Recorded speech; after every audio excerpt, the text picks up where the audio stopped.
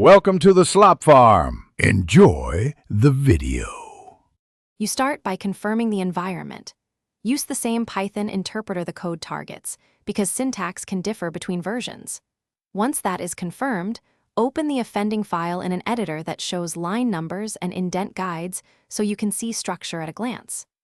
Run Python on the file and copy the exact error message and the line number shown. This is your entry point for focused fixes and avoids chasing unrelated issues. Now diagnose.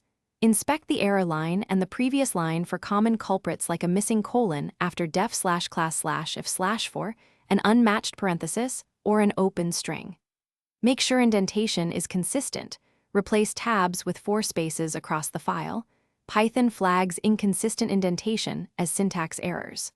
Also scan for invisible or non-ASCII characters that editors sometimes insert, and ensure multi-line strings and parentheses are properly closed, because the parser often reports the location after the real problem.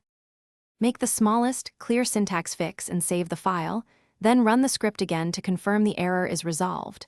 Immediate verification prevents new mistakes. If the same error persists, cut the suspected block into a short snippet and execute it in an interactive REPL to isolate the fault. Finally, use a linter or static analyzer to catch hidden problems, and if a change breaks other parts, use version control to revert and iterate. One troubleshooting tip: if nothing helps, retype the problematic line to remove hidden characters. Thanks for watching. Consider subscribing if we helped you today.